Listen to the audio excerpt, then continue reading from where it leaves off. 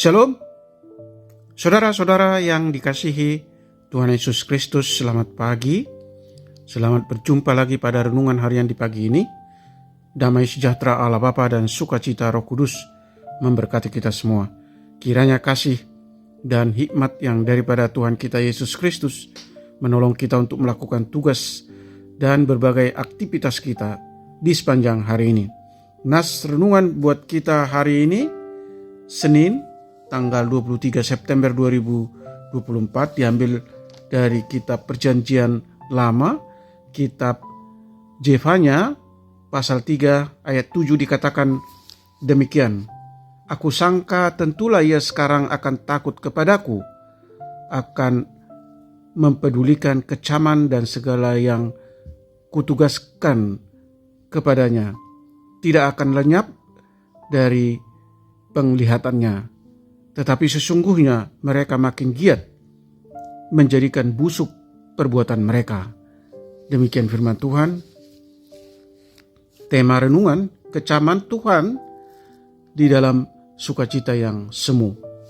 Saudara yang terkasih di dalam Yesus Kristus, apakah hidupmu saat ini berada dalam sukacita karena pencapaian keberhasilan? Selanjutnya, apakah keberhasilan yang saudara capai berasal dari jalan yang benar? Coba kita perhatikan, sudah begitu banyak orang yang melandasi sukacita di dalam kehidupannya dari hal-hal lahiriah yang ia miliki, dari hubungan antar personal yang ia miliki, dari pengakuan berbau pujian atas segala pencapaian di dalam karir, bisnis, usaha, dan bahkan pelayanan.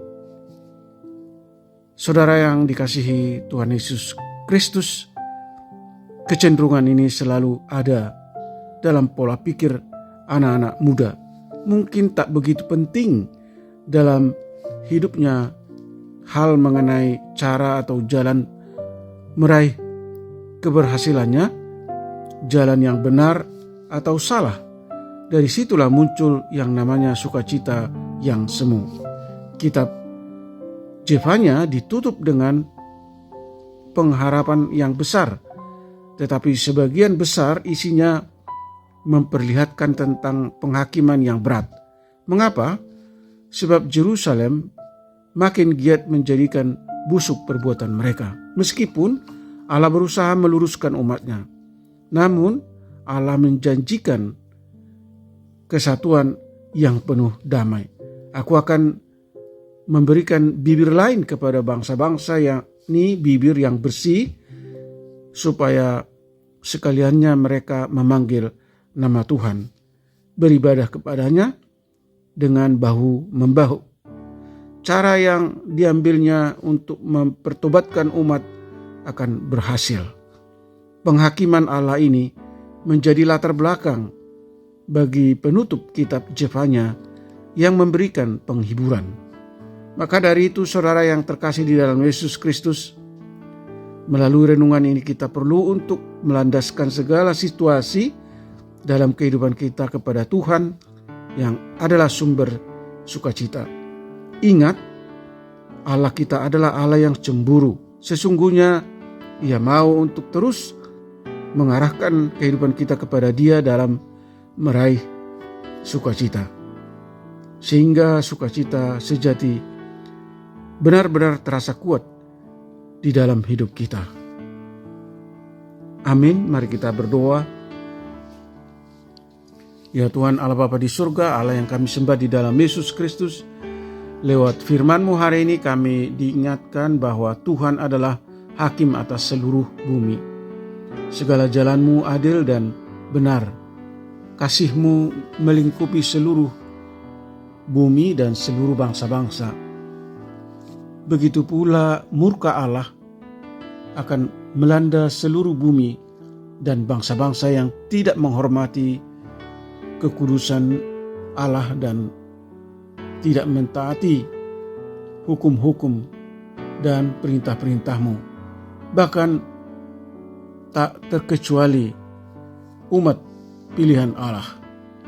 Ya Tuhan, berilah petunjuk-Mu supaya kami dapat meraih keberhasilan dan sukacita yang sejati di dalam kebenaran-Mu. Sadarkan kami Tuhan bahwa Allah itu Maha Kasih, namun Engkau juga Allah yang Maha Adil. Engkau akan menghakimi manusia berdasarkan perbuatan mereka masing-masing. Oleh karena itu Tuhan, tolong kami untuk mau menyesali perbuatan dosa dan kejahatan yang kami perbuat dan mau bertobat dari cara hidup kami yang mengikuti keinginan daging, agar murka Tuhan tidak turun atas kami dan kami hidup menurut Roh Allah. Tolong kami Tuhan, anak-anak Tuhan, para pendengar renungan pagi ini untuk selalu melandaskan hidup kami kepada segala situasi dan perbuatan dalam hidup yang senantiasa menuruti firman-Mu dan menuruti kehendak-Mu saja.